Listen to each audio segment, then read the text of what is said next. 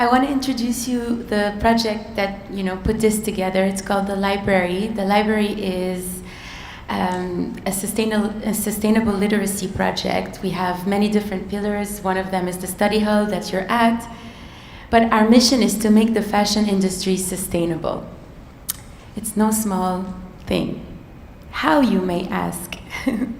The demand is here, Every time I speak at conferences, the first question is, well, where do I go to buy sustainable fashion? How do I know it's sustainable? And we know that also, considering the situation that we have now, we've already used 1.7 Earth as of today, and the year didn't even end yet.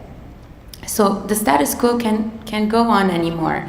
So we have demand, and we know that the situation, is basically asking us to make a change.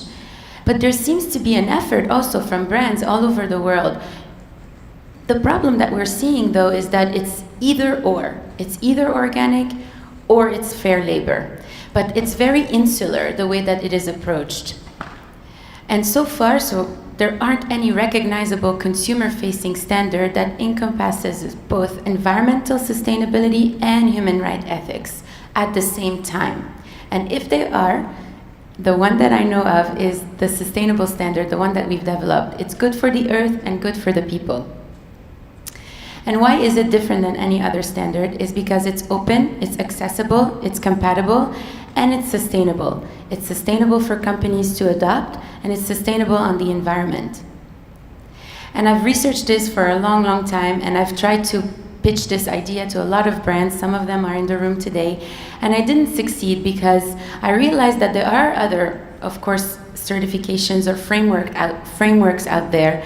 But it was a human chain of command, and there was no access to data, or very little access. They weren't built around data. And there was no acknowledgement of politics, basically, that are constituting the way that the supply chain is functioning. So they were working within the constraints and therefore making very little innovation. Plus, it was super complicated. No one really understood. Consumers didn't really get what these very complicated certifications were or frameworks. They couldn't understand necessarily what companies were trying to do. People want sustainable products. They want good for the earth and good for the people. Why is that so hard to understand? But I feel that it's very simple, the way that we approach products, and so the way that we offer products should be as easy to understand. And why?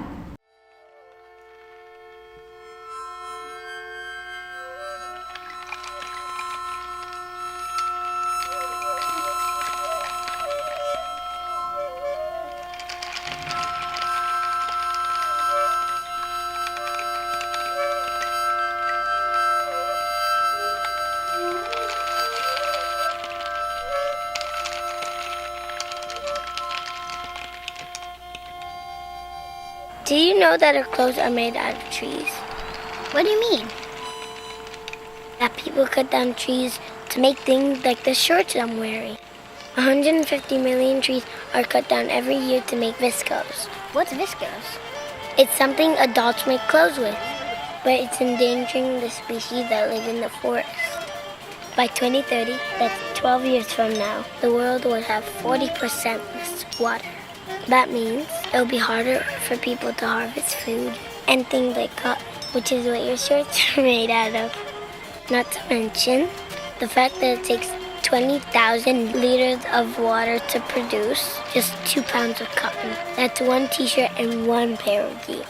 Did you know by 2050, that's 32 years from now, there will be more plastic than fish in our oceans? That means there will be 750 million tons of plastic in our ocean. And all that plastic causes air pollution, which could kill 6 million people a year by 2050. And the whales are suffering because humans are taking away the cold water from the Arctic, and narwhals, billhead whales, and blue whales are having a hard time finding their food. Humans are taking away the cold water, and the food that they eat is moving, and it takes longer for them to find their food. They have to travel farther. Oh yeah, and 80% of people in America use things they buy only once and then throw it away. All the straws, cups, water bottles, you know what I mean? Don't adults know that we're going to have to inherit these problems? I don't know, but it seems like we're the last people on Earth to know this stuff. Respect our Mother Earth! Because we need the air to stay clean so we can breathe. And we need clean water to drink. And clean earth to grow our food. And we could do this alone. But we don't have that kind of time.